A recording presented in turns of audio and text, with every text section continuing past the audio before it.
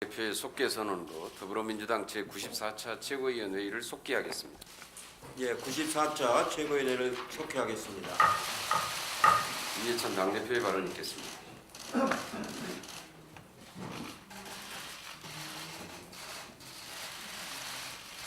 4월 20일 민주화운동의 동지인 고 김홍일 전 의원께서 별세하셨습니다. 고인께서는 고 김대중 대통령의 장남이기도 했지만 정치적 동지이자 독재 정권에 맞서 온몸을 바친 민주화운동의 투사였습니다. 전두환 정권의 김대중 내려놓은 사건 등 독재 정권의 조작 사건으로 가혹한 고문과 극심한 고통을 겪으셨고 평생 후유증에 시달리셨습니다. 저와 함께 정치를 30년 가까이 이렇게 해오면서 김홍일 전 의원은 굉장히 따뜻하고 아주 폭이 넓은 그런 정치인이었습니다. 유명을 달리한 것을 다시 한번 고인의 숭고한 뜻을 기리면서 고인의 영면을 기원하겠습니다. 이번 토요일은 남북 정상의 4.27 판문점 선언 1주년이 되는 날입니다. 문재인 대통령께서는 1년 전 보수정권 10년의 대립과 갈등의 시대를 끝내고 한반도에 새로운 평화와 대화의 문을 열었습니다. 그동안 3차례의 정상회담, 2차례의 북미회담이 있었습니다. 아직 확정되지는 않았으나 이제 4번째 남북 정상회담이 개최될 예정입니다. 트럼프 대통령의 대북 메시지를 포함해 한반도의 완전한 비핵화와 항구적 평화를 위한 논의가 다시 탄력을 받기를 기대를 하겠습니다. 김정은 위원장과 푸틴 대통령 간의 첫 번째 북러 정상회담이 이번 주 25일 블라디보스톡에서 개최될 것으로 예상이 됩니다. 정부는 북러 정상회담 진행 상황과 결과에 대한 대비를 철저히 하는 동시에 이번 회담이 한반도 비핵화와 남북관계 진전에 있어 긍정적으로 작용할 수 있도록 정치 외교적인 노력을 다해 주시기를 부탁을 드리겠습니다. 한마디만 더 말씀을 드리면은 제1야당의 발언이라든가 이런 것이 도를 넘습니다. 문재인 대통령을 가리켜서 김정은 위원장의 대변인이라는 표현을 야당 대표가 한다는 것이 어떻게 있을 수가 있습니까? 정치를 처음 시작하신 분이 그렇게 입문해가지고 막판을 무엇으로 끝내려고 하는 겁니까? 정치는 그렇게 하는 게 아닙니다. 다시 한번 그런 발언을 하면은 용납하지 않겠습니다. 이상입니다. 홍영표 원내대표의 발언이 있겠습니다. 자유한국당이 엊그제 광화문에서 저급한 망언과 막말 대잔치를 벌였습니다. 황교안 대표는 대통령을 향해 저열하고 치졸한 험담을 하고 한반도 평화를 위한 대통령의 노력을 구걸이라고 폄훼했습니다. 망국적 색깔론을 통해 국민을 분열시키기 위한 선동도 서슴지 않습니다. 이것이야말로 전형적인 구태 정치이자 후진 정치입니다. 우리 국민 모두가 21세기를 살아가고 있는데 황교안 대표와 한국당은 여전히 80년대의 낡고 음습한 수구 냉전 시대에 살고 있는 것입니다. 좌파 독재니 좌파 천국이라는 색깔론이 아직도 먹힐 것이라고 생각하는 외줄타기 정치에 모든 것을 걸고 있는 것 같습니다. 한반도 비핵화와 평화를 위한 어떠한 대안도 제시하지 않은 채 30년 전이나 지금이나 여전히 분단 상황을 정치적으로 악용하려는 행태를 반복하고 있습니다. 당리당략을 위해 모든 문제를 정쟁의 소재로 삼으려는 것도 구태일 뿐입니다. 막말과 선동, 국정 발목 잡기에만 매달리는 정당에게 미래는 없습니다. 21세기에 20세기 80년대식 낡은 이념몰이 정당이 설 자리도 결코 없을 것입니다. 무엇보다 정쟁을 위해 민생을 내팽개치는 정당, 극우 세력의 표를 얻기 위한 정치를 하는 정당에게 우리 국민과 나라의 미래를 맡길 수 없습니다. 황교안 대표와 한국당은 계속 과거로 갈 것입니까? 극우 세력과 태극기 부대와 같은 사람만을 위한 정치를 할 것입니다. 구태 정치와 선동 정치를 즉각 중단할 것을 촉구합니다. 혹시나 했는데 역시나였습니다. 자유한국당이 5.18 망원 의원들에 대해 끝내 솜방망이 징계 처분을 내렸습니다. 5.18 유족을 모욕하고 민주주의 역사를 부정한 범죄적 망언에 대한 징계가 고작 3개월 당원권 정지와 경고라는 것은 납득되지 않습니다. 징계가 아니라 선처이고 사실상 면죄부를 준 것입니다. 황교안 대표는 지난 4일 과거의 잘못과 단호하게 절연하겠다고 했는데 그 말은 어려운 상황을 모면하기 위한 허언임이 드러났습니다. 이번 조치를 통해 한국당은 자신들이 어떤 정당인지 여과 없이 드러냈습니다. 황교안 대표와 한국당 지도부는 5.18 역사 왜곡을 바로잡기를 거부하고 헌법과 민주주의를 수호하는 정당이 되기를 스스로 포기하고 있습니다. 대신 군사 독재와 쿠데타 정권을 옹호하는 정당임을 스스로 고백하고 있습니다. 증오와 혐오를 먹고 사는 극우 정치를 하겠다고 내놓고 선언한 것입니다. 5.18 망언과 세월호 막말에 이어 또 얼마나 많은 증오와 혐오의 언어들이 한국당에서 쏟아져 나올지 정말 걱정스럽습니다. 망언과 막말을 저지하는 유일한 방법은 국회 퇴출밖에 없습니다. 한국당이 스스로 자성하고 반성하기를 거부한 만큼 이제 국회 차원에서 망언 의원들에 대한 중징계를 반드시 실현하도록 하겠습니다. 민주주의를 지키려는 모든 정당과 공조를 통해 반드시 실천에 옮기겠습니다. 국민을 우롱하고 헌법과 민주주의를 부정하는 세력이 국회에 발붙이도록 내버려 두지 않겠습니다. 이상입니다. 네, 박광훈 최고위원. 네, 이해찬 대표님과 홍영표 대표님께서 말씀하셨습니다만 저도 좀 붙여서 말씀드리겠습니다. 지난 금요일 반민주적 역사의 굴레에서 벗어나서 합리적 보수의 길로 들어서라는 충언에 대해서 자유한국당이 발끈했습니다. 적반하장격이죠. 주말 장외 집회를 보니까 자유한국당이 국민의 상식과는 정말로 동떨어진 구구 정당의 길로 가는 그 정도가 점점 더 심해지고 있구나 하는 것을 보게 됐는데요. 황교안 대표가 문재인 대통령이 김정은 위원장의 대변인이라는 이건 사실 공당의 대표로서는 입에 담기 어려운 언어 폭력입니다.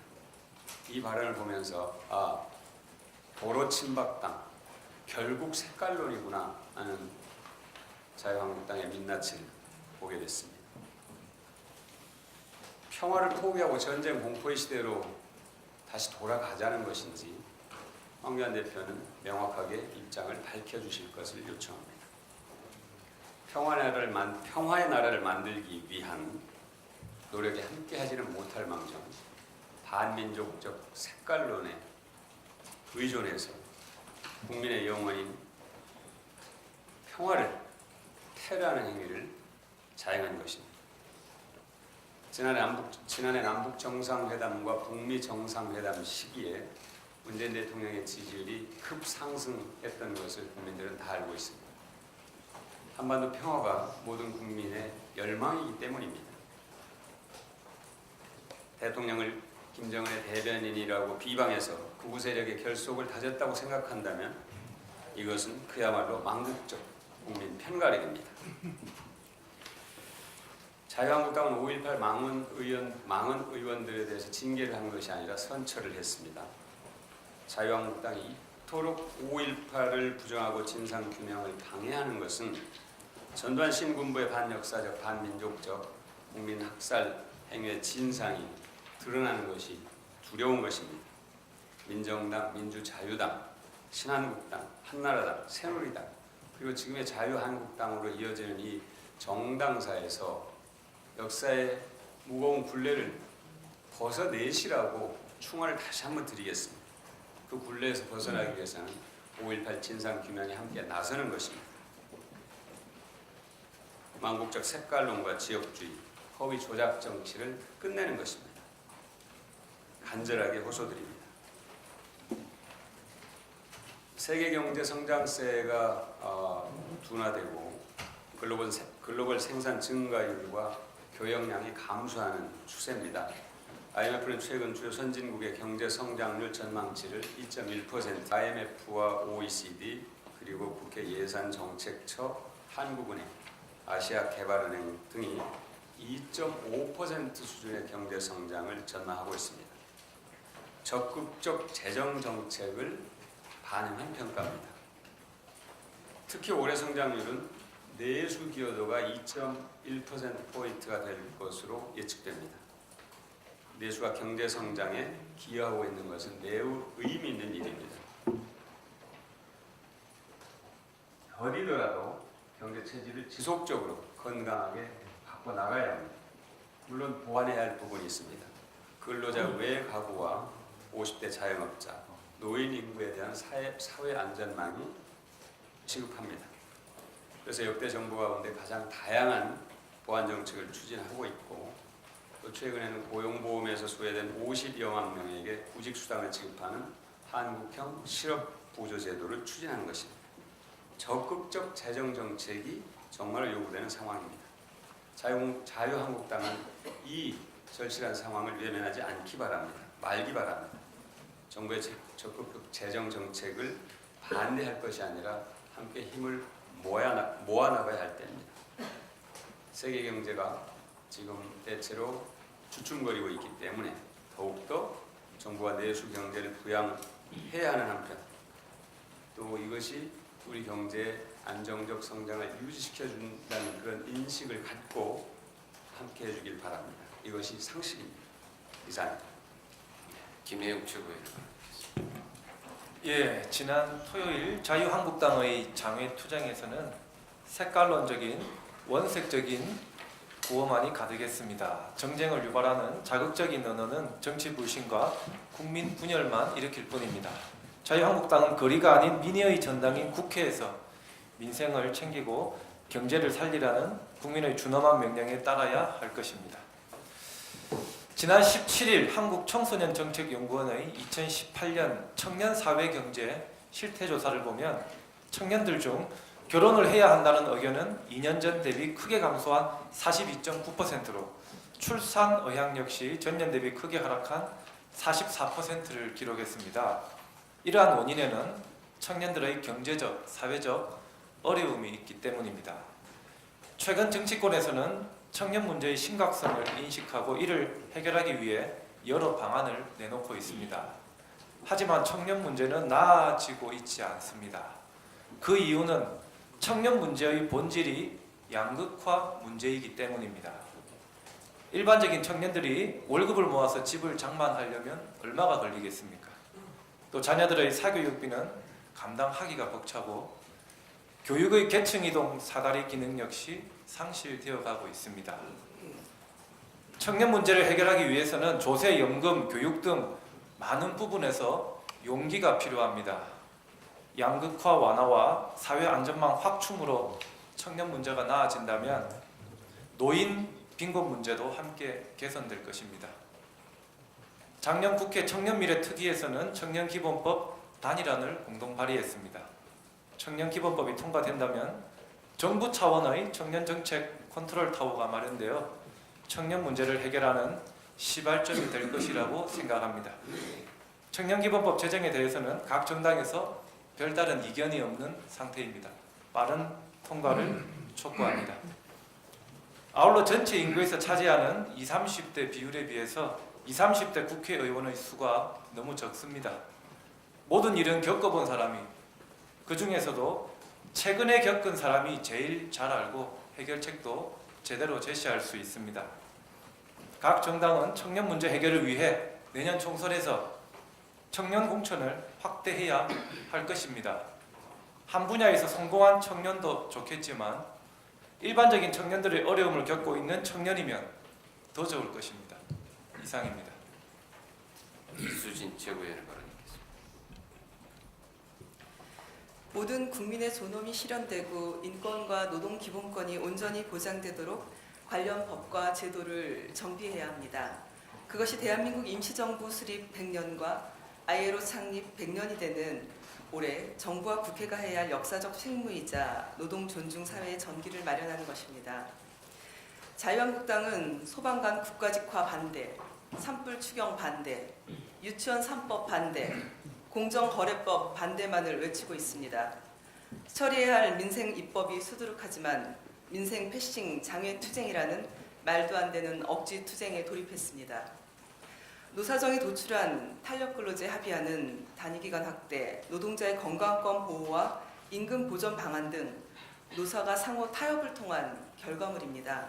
이는 경사노의 출범 이후 타결된 첫 번째 합의라는 상징적인 의미와 함께 노사 간 대화를 통해 얻어낸 타협의 산물이라는 점에서 큰 의미가 있습니다. 이와 같은 사회적 합의 정신을 국회는 최대한 존중하여 입법 과정에 온전히 반영해야 할 것입니다.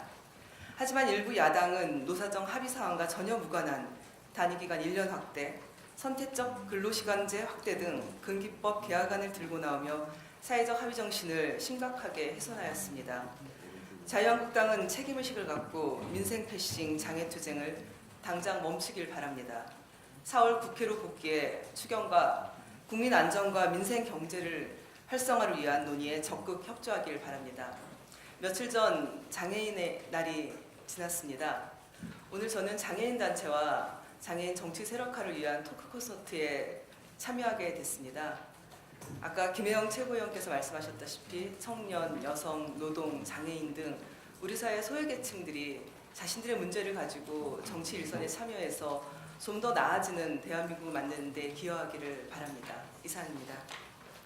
네, 박주민 최고위원의 발언이겠습니다. 예, 반복되는 감은 있지만 사안이 중요하기 때문에 저도 자유한국당의 장애 집회 그다음에 5.18 방언 징계에 관련된 말씀을 드리고자 합니다.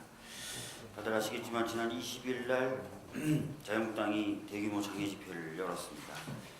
이 집회에서 황교안 대표는 문 대통령은 경제 살릴 외교는 전혀 하지 않고 김정은 대변인 역할만 하고 있다고 했다고 합니다.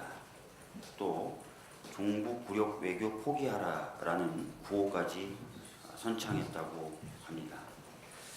제1야당 대표가 정부의 외교 정책을 비판할 수는 있습니다. 그렇지만 대통령을 북한 지도자의 수하 정도로 묘사하는 건 용납되기 어렵습니다. 문 대통령의 비핵화 외교, 문재인 대통령님의 비핵화 외교는 북한과 미국의 틈바구니에서 어떻게든 평화를 만들어내겠다고 하는 노력입니다. 이를 냉전적 틀에 얽매여서 북한과 엮으려드는 것은 한반도 비핵화나 남북 평화에 역행하는 정치적 공세입니다. 특히 나경원 원내대표의 동일한 발언이 문제됐음에도 불구하고 황교안 당대표가 집회에서 이를 다시 꺼내든 것은 그 저희마저 의심하게 합니다. 더 문제인 것은 경제와 민생이 어렵다면서 국회를 팽개친 채 장애투쟁에 나섰다는 것입니다. 입만 열면 민생과 서민경제를 이야기하면서 이렇게 장애투쟁에 매진하는 것은 무책임한 행동이라고밖에 볼 수 없습니다. 더욱더 심각한 것은 황교안 당대표가 앞으로도 계속 장애투쟁에 나설 것을 시사한 점입니다. 황 대표는 행사 말미에 오늘 투쟁은 문재인 좌파 독재를 막기 위한 대장적인 첫걸음으로 앞으로 더 멀고 험한 길에서 함께 싸우자고 말했다고 합니다. 이것은 무슨 수를 쓰더라도 자신들을 지지하는 세력을 결집시키면서 나가겠다는 말인데 민생을 팽개친 채 국정 발목 잡기라는 비판을 면하기 어려울 것이라고 생각합니다. 앞서서 많은 분들께서 말씀하셨지만 5.18 관련돼서 망언을 했던 의원들에 대해서 당원권 정지 3개월 그리고 경고라는 선방망이 처분을 했습니다. 징계를 하자는 것인지 면죄부를 주자는 것인지 도대체 알 수가 없습니다. 이제 곧 5월 18일이 돌아오는데 이 정도의 결과를 들고 당당하게 광주 시민을 만날 수 있다라고 생각하는 것인지 너무 의문스럽고, 만약에 그렇게 생각한다면 이것은 광주 시민을 철저히 무시하는 태도다라는 말씀을 드리도록 하겠습니다. 국민은 자유한국당이 5.18 민주화운동에 대해서 어떻게 모욕했는지, 그리고 세월호 희생자들을 어떻게 조롱했는지 똑똑히 기억하고 있습니다. 그리고 앞으로도 잊지 않고 기억할 것입니다. 지금 이렇게 구렁이 담 넘어가듯이 솜방망이 처벌로 넘어갈 일이 아니라는 점을 다시 한번 분명하게 말씀드리고, 이런 부분에 대해서 시정할 것을 강력하게 경고하는 바입니다. 이상입니다. 서른 최고위원의 발언 듣겠습니다. 예, 다들 말씀하셨기 때문에 정리를 하자면은 자유한국당은 망언이 일상화되고 그리고 정무와 분열의 정치가 본업처럼 되어가고 있는 상황입니다. 제1야당이 이렇게 갈 때 대한민국이 앞으로 어떻게 될 것인가 참으로 우려하지 않을 수가 없습니다. 자유한국당이 이제 저주와 분열의 정치에서 벗어나야 할 상황이라고 봅니다. 그렇지 않으면 자유한국당은 물론이고 대한민국에 심대한 타격을 끼칠 뿐이라는 사실을 모두가 깨달아야 할 거라 생각합니다. 저주와 분열의 정치를 당장 멈추기를 부탁합니다. 이상입니다. 남인순 최고위원의 발언 듣겠습니다. 네, 앞에서 많은 분들이 말씀하셨는데요. 정말 이 자유한국당의 막말 정치와 선동 정치에 대해서 충고하는 것조차 정말 시간 낭비라는 생각이 들 정도입니다. 이제 좀 국회로 돌아와서 좀 일 좀 합시다. 예, 저는 오늘 지구의 날을 맞이해서 좀 한 말씀 드릴 건데요. 언론인 여러분들께서도 관심을 가져주시기 바랍니다.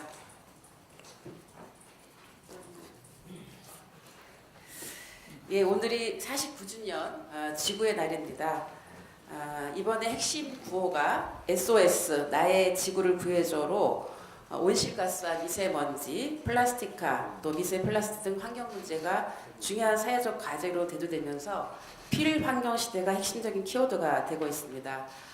플라스틱 쓰레기를 분해하는데 100년이 넘는 시간이 필요하다고 합니다. 정부는 지난해 재활용 폐기물 관리 종합대책을 마련해서 2030년까지 플라스틱 용기의 재활용률을 70%까지 높이고 플라스틱 쓰레기를 50% 이상 줄이기 위한 계획을 추진하고 있습니다.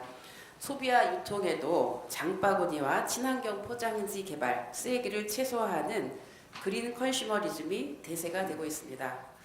이렇듯 정부가 환경 정책을 펼치고 있는데요. 이런 정책을 비웃기라도 하듯이 측정치를 조작해서 대기 오염 물질을 불법 배출해온 기업들이 무더기로 적발이 되었습니다.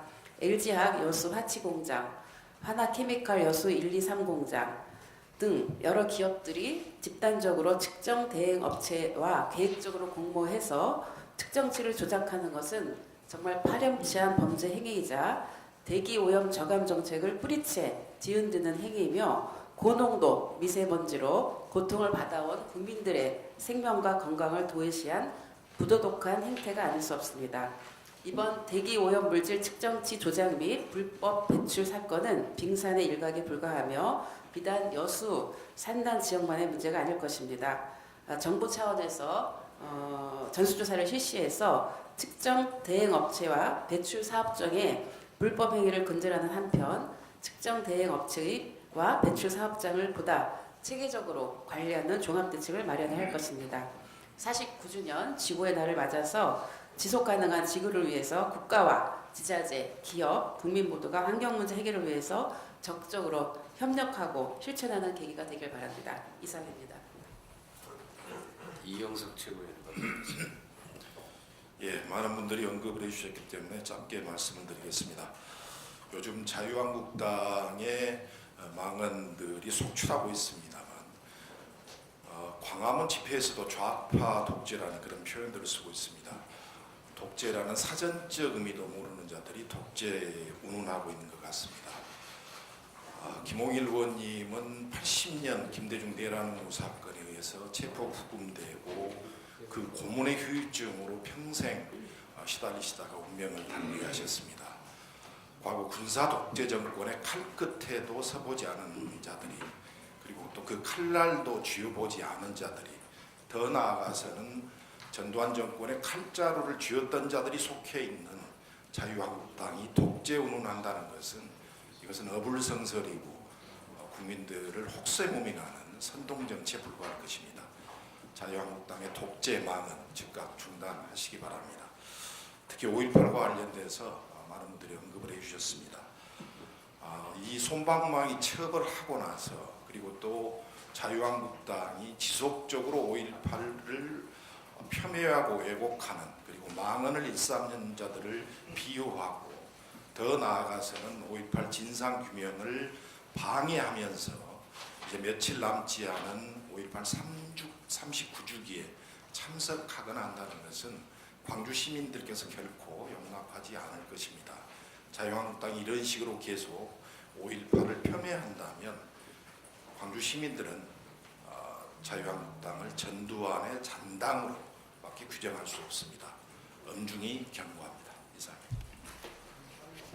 네, 이상 모두 발언을 마치고 회의를 비공개로 전환하겠습니다. 언론인 여러분들이 협조를 부탁드립니다.